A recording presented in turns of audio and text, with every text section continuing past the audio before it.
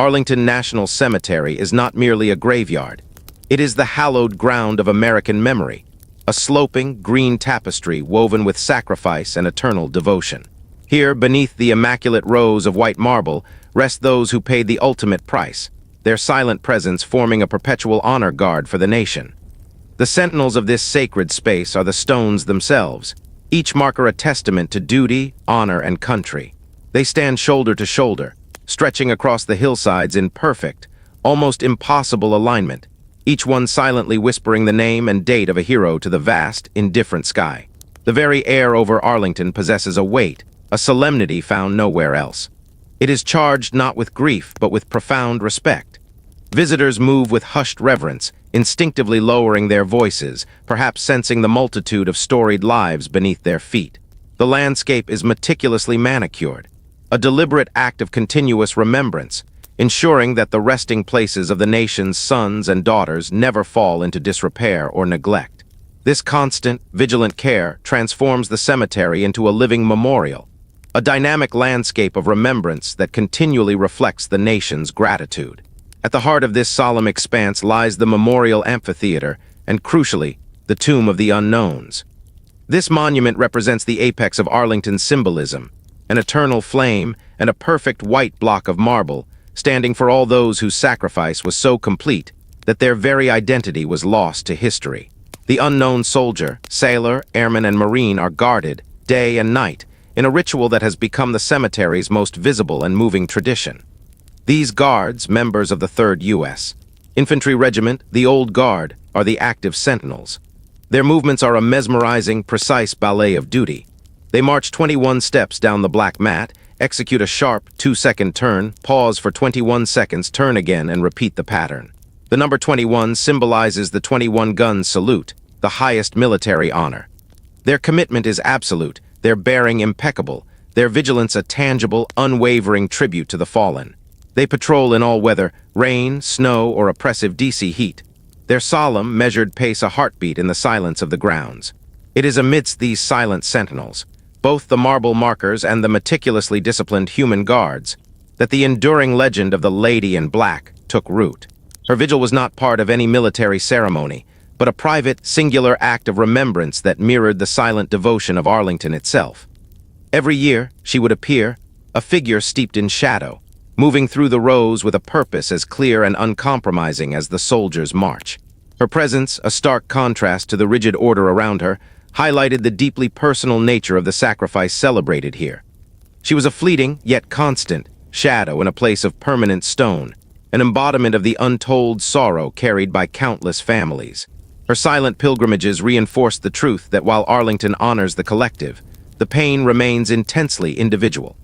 The cemetery, in its quiet dignity, became the perfect backdrop for her story, a place where history is physically etched into the earth, and where every soul, known or unknown, is forever remembered by the silent sentinels of hallowed ground.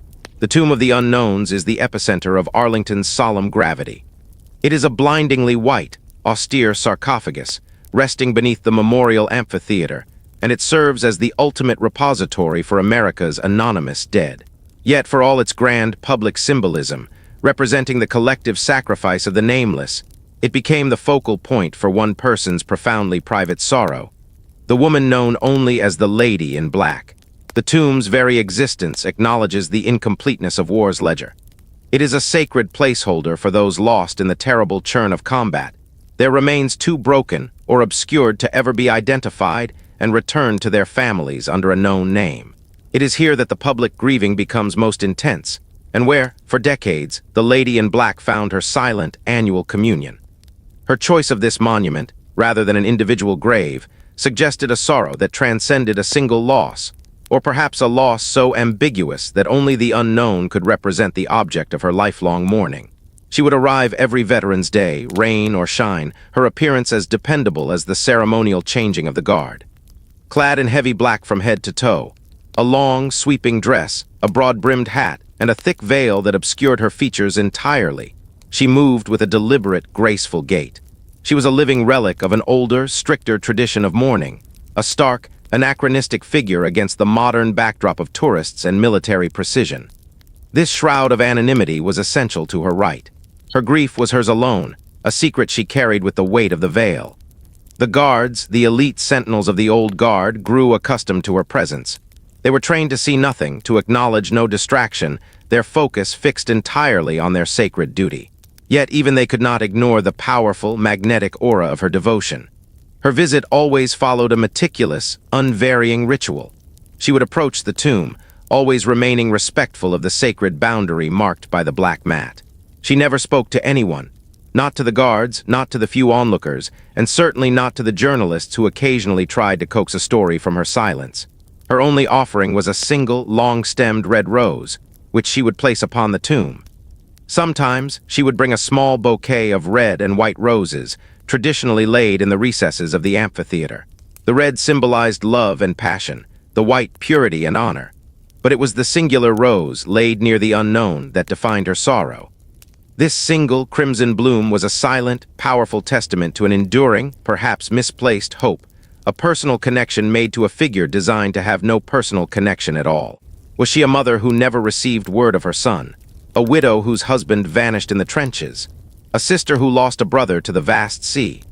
Her unwavering dedication to the tomb made her, in the eyes of many, the archetypal American mourner, one who grieved not just for an individual, but for the universal tragedy of war and the unbearable emptiness left behind by the unknown. Her private sorrow, played out on the nation's most public stage of remembrance, became a profound, wordless poem about sacrifice and enduring love. The year was 1921. 3 years had passed since the guns fell silent on the Western Front, yet the United States remained fractured, steeped in the mourning for the 116,000 lives lost in the Great War.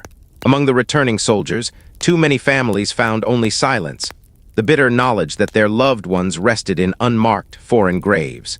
It was from this collective, agonizing void that the most profound American tradition of remembrance was born, culminating on November 11th, 1921, Armistice Day, with the interment of the unknown soldier. The concept was simple in its scope, but overwhelming in its emotional power. To select one unidentified American casualty from the battlefields of France, one who could be any son, brother, husband, or father, and bestow upon him the highest national honors. He would represent them all. The journey began with solemnity, the chosen remains transported across the Atlantic aboard the USS Olympia, arriving in Washington, D.C., to a nation holding its breath. On that cold, clear November morning, the final procession began. From the Capitol Rotunda, where the casket had lain in state, a magnificent horse-drawn caisson carried the unknown through the heart of the city. Along the route, an ocean of people gathered. It was an unprecedented display of national sorrow and unity.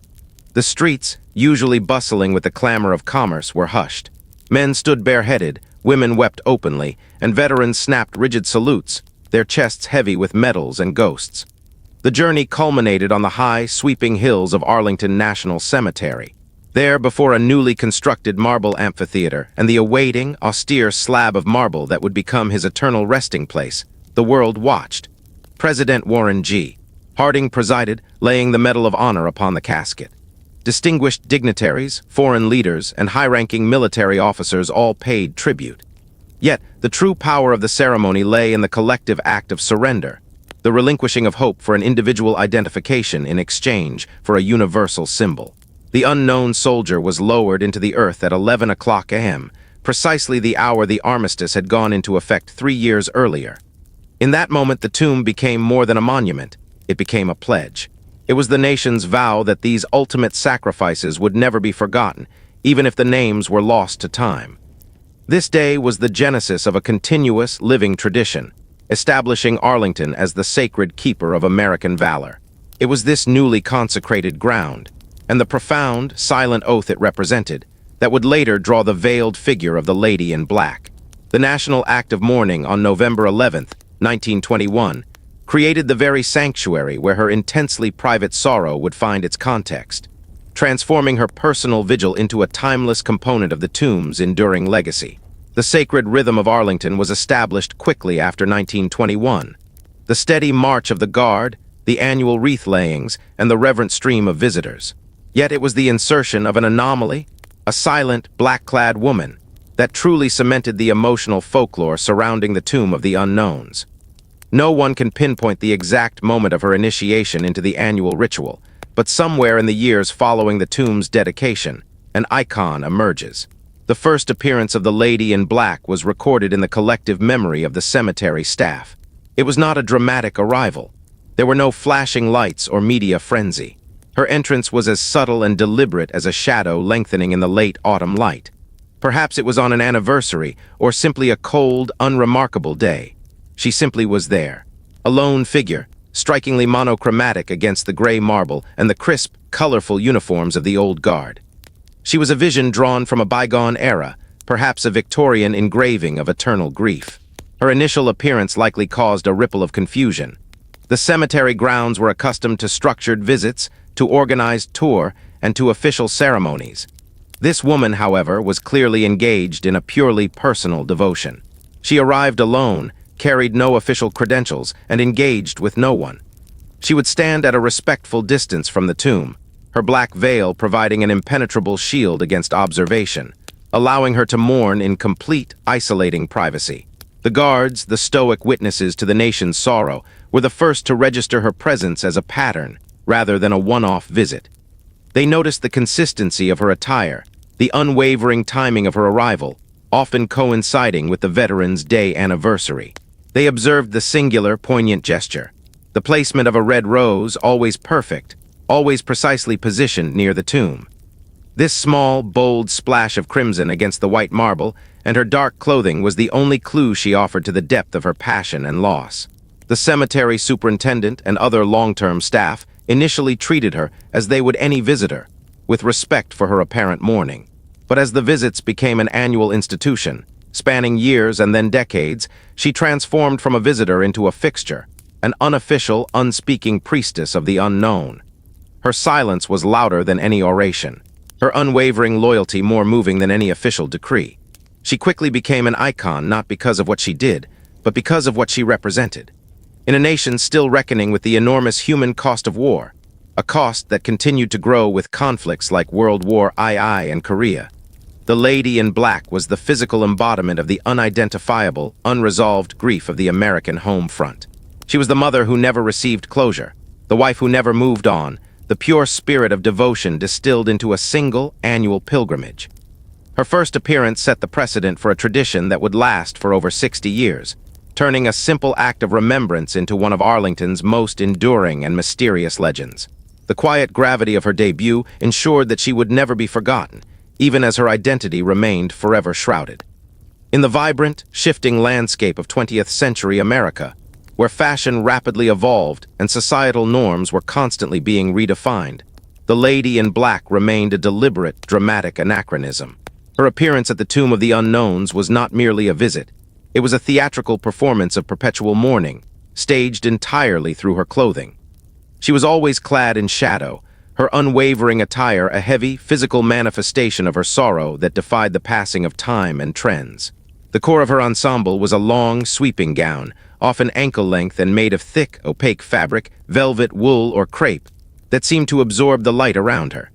This was no stylish or modern black dress. It was the formal, rigid uniform of Victorian grief, a style that had largely vanished from public life decades earlier. This attire instantly set her apart, signaling a commitment to mourning that went far beyond typical social customs. It suggested that for her, the great loss she commemorated was not a past event, but a continuous present reality. Above the dark fabric of her dress, her head was crowned with a broad-brimmed hat, often simple in its design but imposing in its coverage. From this hat descended the most critical component of her disguise, a thick, heavy veil. The veil was not sheer. It was a dense, protective screen, ensuring that not a single feature of her face, not her eyes, nor the line of her mouth, could be discerned. It was a barrier deliberately erected against the world, a tool used to guard the intimacy of her grief from the prying curiosity of the public and the media. This veil was her promise of anonymity, the ultimate declaration that her pilgrimage was for the unknown, and her identity was irrelevant to the story. Completing the look were long black gloves, often a clutch purse, and sturdy, sensible shoes, all contributing to an image of total, uncompromising darkness. Even the scent she occasionally left behind, a faint hint of old lace or perhaps a specific vintage perfume, added to the mystique, suggesting a connection to an earlier, more reserved era. Her consistent choice of black served several symbolic purposes. In Western culture, black is the ultimate color of sorrow and death, yet hers was worn with a dignity that elevated it beyond mere sadness. It was a statement of fidelity, a lifelong vow maintained in the presence of the nation's greatest symbol of sacrifice. The uniformity of the attire over 60 years implied that she had made a single, unbreakable promise that began the day her unknown loved one was lost, and that she would not shed the trappings of her sorrow until her own end. The lady's unwavering attire transformed her into a living monument. It told a story of loss so profound it required a personal, perpetual funeral.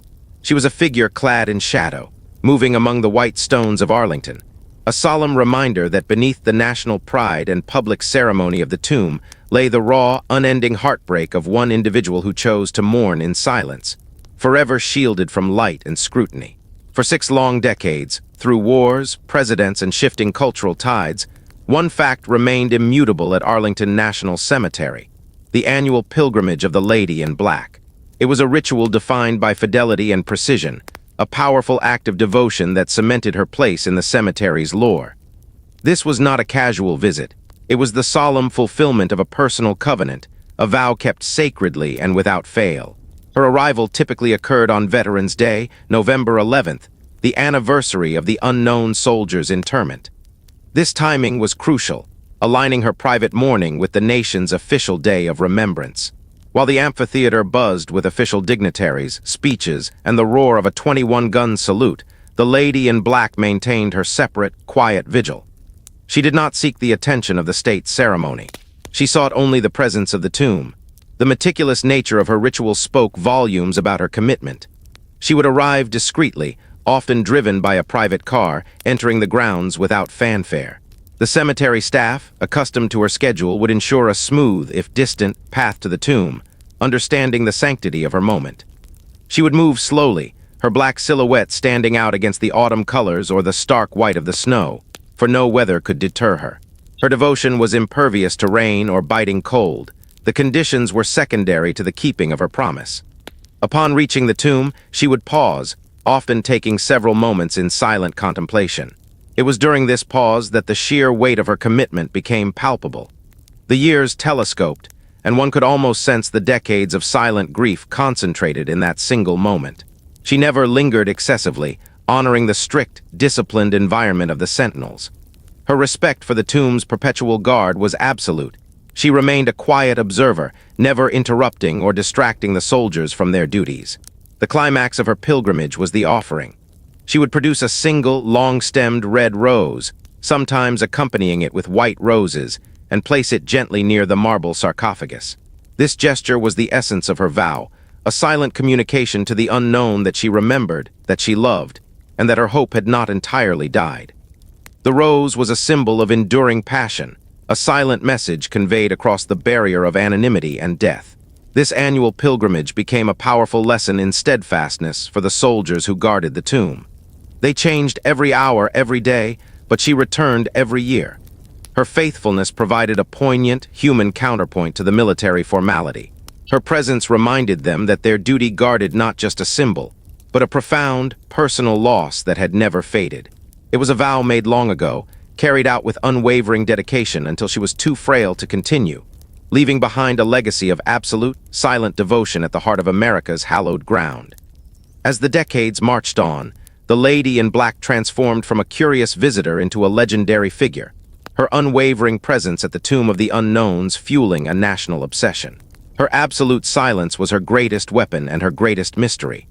Around the hallowed grounds of Arlington, in newsrooms, and in the private conversations of the old guard sentinels, the air was thick with whispers and conjecture. Decoding her identity became a compelling, yet ultimately fruitless, pursuit. The very lack of information allowed speculation to flourish, transforming the woman into a blank canvas onto which the nation projected its own unresolved war grief. Every detail, the cut of her clothing, the specific shade of her red rose, the timing of her visits, was scrutinized for a hidden clue. One persistent theory held that she was the grieving widow of the original unknown soldier. This theory suggested that before the selection process, she and her husband had shared a unique, identifying marker or piece of jewelry that she recognized in the remnants brought back from France. However, this idea contradicted the military's strict protocols for ensuring the absolute anonymity of the unknowns. Another popular conjecture posited that she was a mother whose son was lost in the vastness of World War I, one of the tens of thousands whose body was never recovered or identified. In this narrative, her pilgrimage was an act of surrogate mourning. Since she could not visit her son's grave, she adopted the tomb, the resting place of all unknown sons, as his proxy.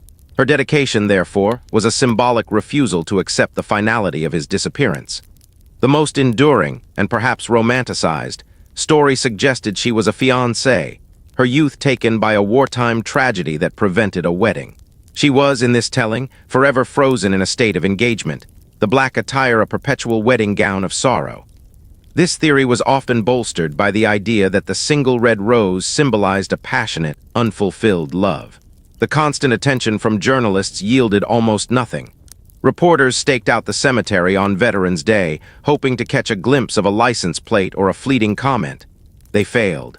The lady in black maintained a perfect, disciplined anonymity, utilizing a level of operational security that mirrored the solemn precision of the tomb guards themselves. If she had a driver, that person was equally discreet. If she spoke at all, it was far from listening ears. Over time, even the people closest to the tomb, the guards, adopted their own, softer conjectures. They didn't speculate about her name, but about her heart. They surmised that she was the keeper of a profound and terrible secret, a vow made in youth and honored into old age. They knew her not as a person, but as an indispensable part of the landscape, a human landmark representing fidelity. The truth of her identity remained sealed behind the thick fabric of her veil, a deliberate, sacred choice. The lady in black understood that her power lay not in who she was, but in the universal truth she represented. By remaining unknown, she ensured that her private sorrow could stand for the sorrow of all who had lost a loved one to the wars, a beautiful, silent enigma guarding a sacred mystery. As the lady in black's annual vigil transitioned from a few isolated visits into a sustained, decades-long tradition, the phenomenon moved beyond the whispered conjectures of Arlington staff and seized a nation's curiosity. The intense public fascination was primarily driven and amplified by persistent media coverage and speculation, transforming the silent mourner into a genuine American folk legend. The first major wave of media attention likely occurred in the 1940s and 50s, as the cumulative impact of 2 world wars and the Korean conflict swelled the ranks of America's unknowns. Newspapers, always seeking a human interest angle to soften the harsh realities of war, found a perfect, perpetual story in the veiled woman. She was photogenic in her absolute mystery, a stark, somber figure positioned against the monument's majesty. However, the media's hunger for facts was continually thwarted by the lady's impenetrable anonymity. Journalists would stake out the tomb on November 11th, attempting to capture a clearer photograph, decipher a license plate, or most daringly approach her for an interview. These efforts were always fruitless. Her movements were orchestrated with precision, and she never acknowledged the presence of cameras or microphones. This deliberate refusal to engage only deepened the mystery, creating a vacuum that reporters were compelled to fill with conjecture. The coverage often leaned into dramatic, almost gothic narratives. She was frequently described using terms like spectral figure, Arlington's shadow, or the keeper of a terrible secret. The accompanying articles recounted the prevalent theories. Was she the widow of the unknown, a mother, or a heartbroken fiancé? These published speculations served to cement the various possibilities in the public imagination, ensuring that every year, millions of Americans wondered about the identity concealed beneath the black veil.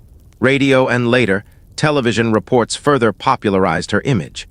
A fleeting shot of her placing the single red rose became a staple of Veterans Day broadcasts. For the audience at home, she became a powerful emotional proxy.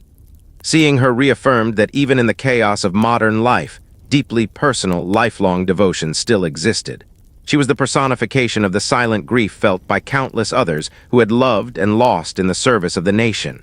The media's intense focus, however, was a double-edged sword. While it cemented her iconic status, it also threatened the privacy she so desperately guarded.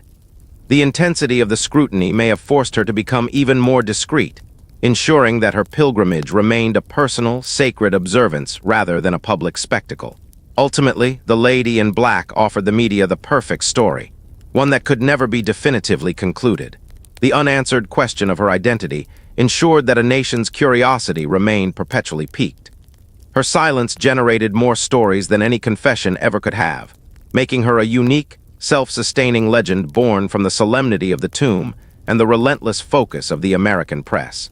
The most privileged and intimate witnesses to the enduring mystery of the Lady in Black were the soldiers of the 3rd U.S. Infantry Regiment, the Old Guard, specifically those detailed as the guardians of honor at the Tomb of the Unknowns. Their duty demanded unwavering focus, a disciplined blindness to their surroundings, yet her annual vigil became a profound, unspoken tradition that enriched their understanding of the very sacrifices they protected. To be a sentinel at the tomb is to live by a code of absolute perfection. Their oath requires them to ignore distractions, maintain immaculate precision, and remain stoic in the face of public curiosity. The Lady in Black, therefore, was a test of their commitment. She was a silent, moving distraction, yet her own profound solemnity often made her the easiest person to ignore, as her presence never challenged the dignity of their routine. The sentinels who served in the years spanning her visits, roughly from the 1930s to the 1970s, shared a unique bond cemented by their shared knowledge of her existence. They often passed down descriptions of her, the quality of her black fabric, the way the light caught her veil, the exact path she followed, from one shift to the next, and from one generation of guards to the next. She became a piece of their internal folklore, a recurring character in the austere drama they performed daily. They were the only people to witness the ritual up close, year after year. They saw the unwavering commitment in her posture, the careful deliberation in her step, and the tender, almost prayerful manner in which she placed the rose. For the young men performing their grueling, emotionally draining duty, the Lady in Black served as a powerful, unsung confirmation of the tomb's importance. Her lifelong devotion offered tangible proof that the unknowns were not just symbols of war, but recipients of a deep, personalized love that refused to fade. One former tomb guard recounted that seeing her was like looking at a living ghost of grief, a reminder that the discipline of their march protected not just a marble box, but the raw, unceasing pain felt by millions of American families. They never broke stride, never looked directly, and certainly never spoke to her, but in the silent space between her motionless vigil and their measured steps, a wordless communication of mutual respect took place. The sentinels, standing their 21 steps of honor, understood that her annual pilgrimage was the highest form of private tribute. While presidents and generals laid wreaths, the Lady in Black laid a piece of her soul.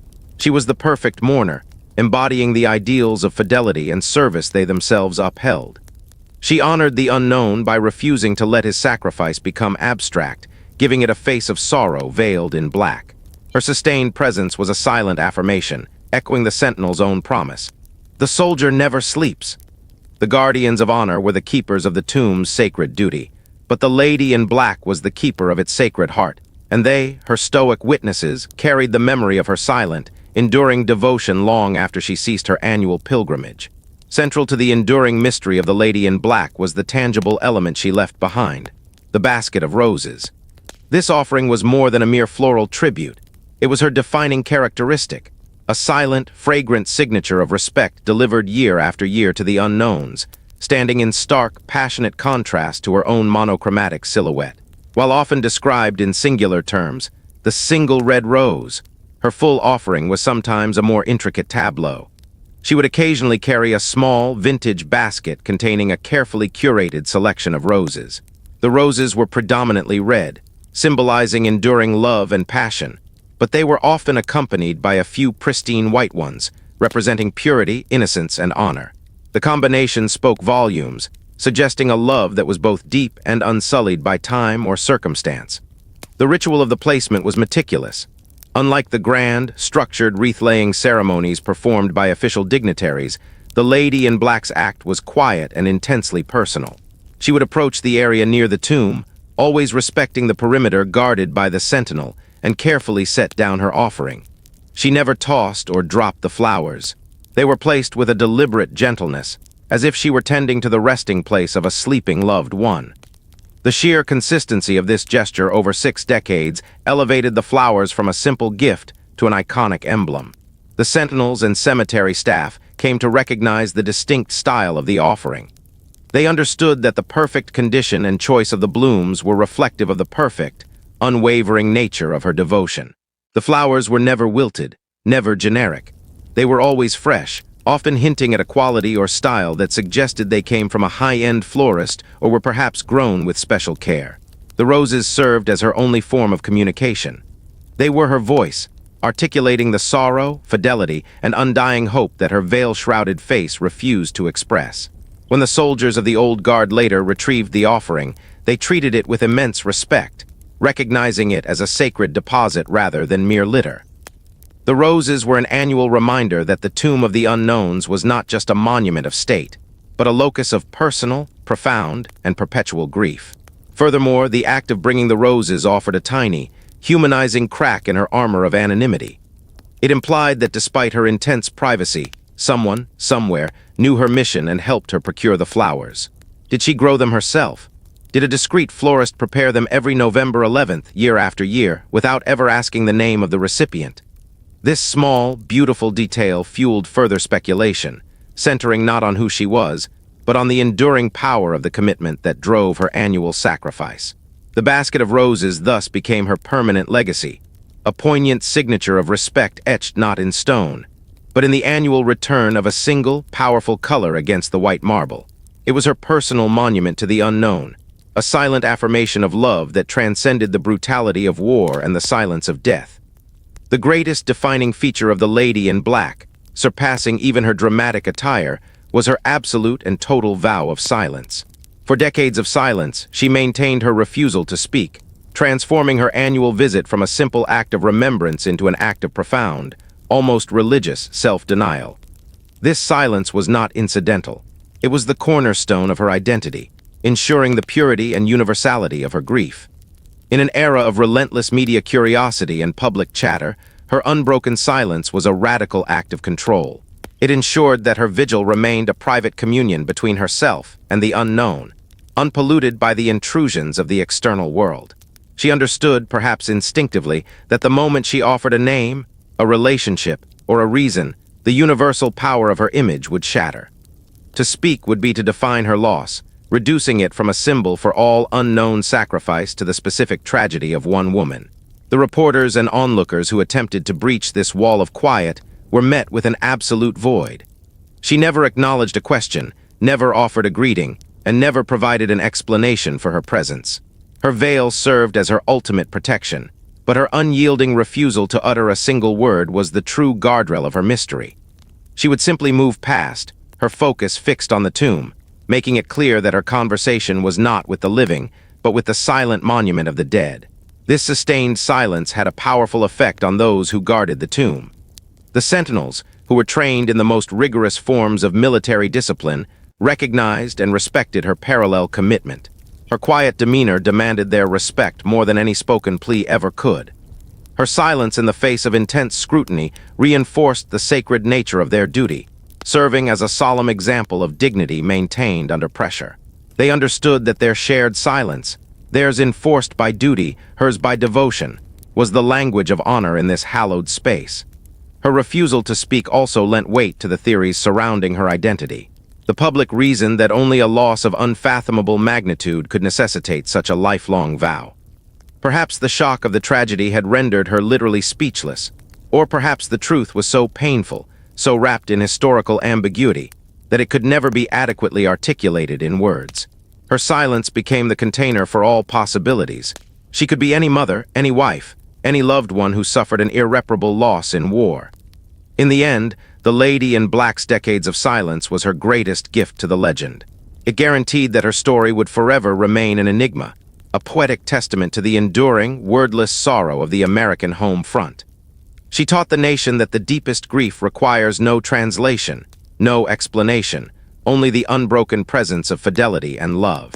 For decades, the mystery of the Lady in Black remained absolute, sealed by the thick fabric of her attire and her unwavering decades of silence.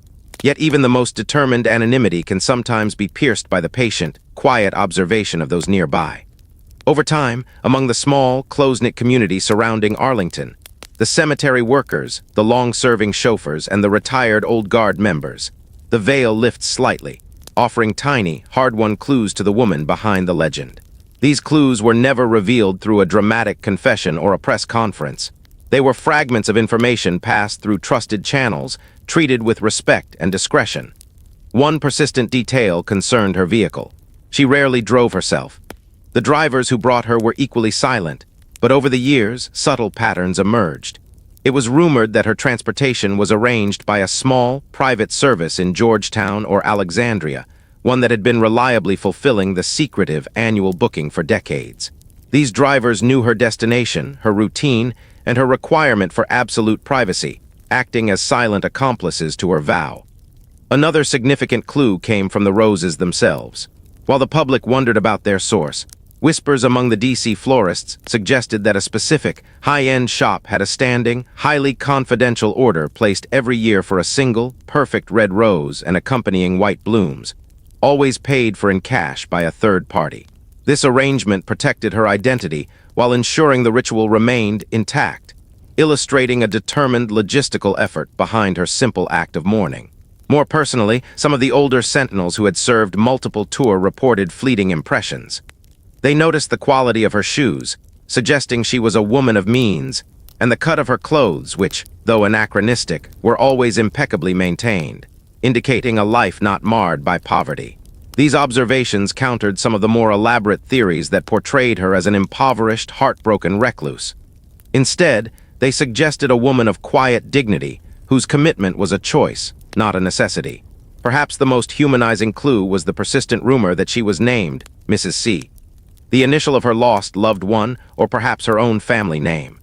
This small hint, passed among those who ran the cemetery's logistics, was never confirmed but served as a placeholder, a way for the community to acknowledge her human existence without shattering the essential dignity of her anonymity. These fragments, gathered from the collective memory of the cemetery's inner circle, never fully decoded her identity, but they provided context. They showed that the lady in black was not a ghost or an abstraction, but a real woman who carefully constructed a lifelong dedication to the unknown, employing a meticulous network of silent assistants to maintain her sacred privacy. The veil lifts slightly, just enough to reveal the profound logistical determination that underpinned her decades of unwavering, silent love. The long-running tradition of the lady in black was marked by its perfect consistency. For over 60 years, the American public, the military, and the staff at Arlington National Cemetery knew that come November 11th, the shadow would return to the tomb of the unknowns. This unwavering fidelity made the moment of her absence all the more poignant and unexpected. Her story culminated not in a revelation, but in a sudden, quiet withdrawal, the last vigil, the day the visits ceased. The exact year is debated by those who witnessed the tradition's end. But sometime in the late 1970s or early 1980s, the familiar silhouette failed to appear. On that particular Veterans Day, the atmosphere at the tomb was normal. The chilling precision of the guard change, the flurry of official wreath-layings, and the usual patriotic crowds. Yet a subtle, almost palpable emptiness settled over the hallowed ground for those who were watching for the familiar figure.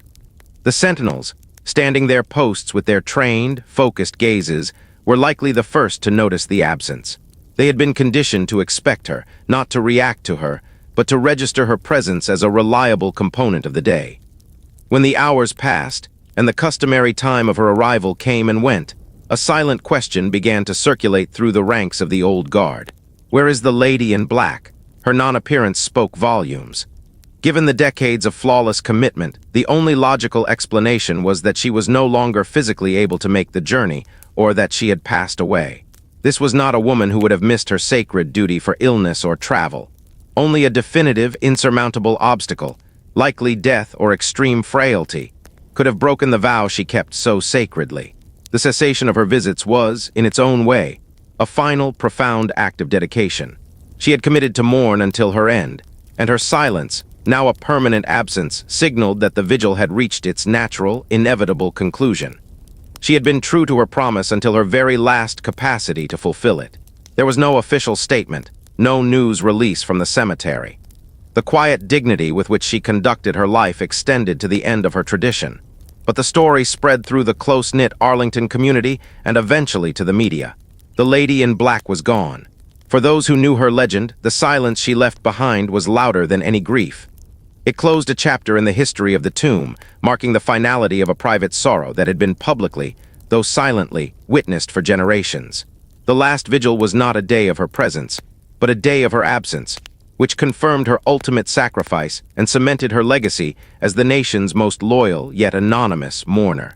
Her devotion had finally joined the silent ranks of the unknowns she had guarded for so long.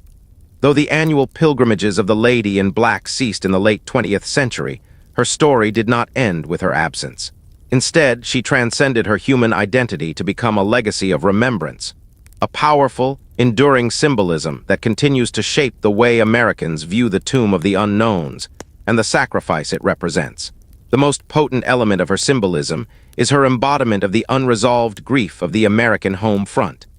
The military cemetery provides closure through structured funerals and eternal rest, but the Lady in Black represented the pain that never found its resolution.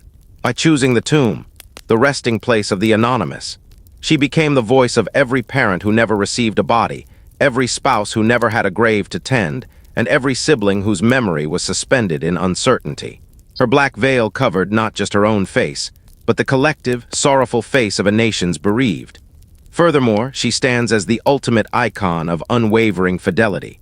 For 60 years, she never wavered, never missed a Veterans Day, and never sought recognition. In a modern culture that often prizes fleeting attention and instant gratification, her decades-long, silent commitment to a person she might never have definitively identified is a powerful lesson in steadfast love. The sentinels guard the tomb for 24 hours a day. The Lady in Black guarded the memory for over 60 years. Her fidelity became the perfect civilian counterpart to the military's own oath of eternal vigilance. Her enduring symbolism also serves as a vital reminder of the personal cost of war. Official ceremonies at Arlington are, by necessity, grand and abstract, dealing with concepts like duty and honor on a national scale. The Lady in Black, with her simple act of placing a single red rose, stripped the ceremony down to its emotional core. Individual, heartfelt sorrow. She ensured that amidst the pomp and circumstance, visitors were reminded that every unknown was once someone's specific, beloved person. The mystery surrounding her identity is the final, essential layer of her symbolism. Because we never definitively knew her name or her exact relationship to the unknowns, her story remains flexible. She can be universally claimed. Every American who has lost a loved one in conflict, whether the body was recovered or not, can look at her image and see a reflection of their own enduring grief. Her anonymity is her permanence. Today, her legend is taught to every new generation of tomb guards. She is a permanent fixture in the folklore of Arlington, serving as a constant, quiet challenge to the soldiers. Their duty is to the nation, but their protection is for those who are loved beyond measure.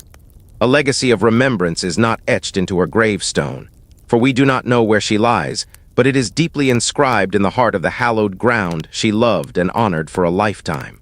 When the Lady in Black ceased her annual pilgrimage, the tradition ended, but her story, far from fading, was absorbed into the very fabric of the hallowed ground she revered. The final act of her legend was performed not by her, but by the institution she had so faithfully honored.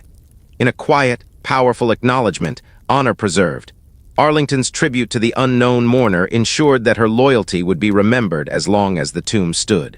Arlington National Cemetery, a place built on formalized memory and structured recognition, offered no official monument, no plaque, and no named marker for the Lady in Black. Her enduring tribute was instead woven into the very training and culture of the Guardians of Honor. Her story is taught to every new sentinel of the Old Guard, becoming an essential component of their historical orientation. She is presented not as a celebrity, but as the purest example of the devotion they are sworn to protect. The sentinels, those young men who walk the mat 21 steps at a time, are entrusted with keeping her memory alive through oral tradition. They learn the silent details of her visits, the specific time she often arrived, the careful placement of the single red rose, and the unwavering discipline of her attire and silence. This internal tribute elevates her status from a mysterious visitor to a spiritual colleague, an unsung civilian sentinel of memory. Furthermore, the very roses she left behind were often handled with a unique reverence. While many offerings at the tomb are removed as per protocol, the staff often treated her annual blooms with a special dignity. They symbolized a love so enduring that it warranted a distinct kind of respect, sometimes carefully cataloged or even pressed by long-serving cemetery workers who understood the weight of the tradition. This tribute is crucial because it aligns the military's formalized honor with the raw emotion of the American people.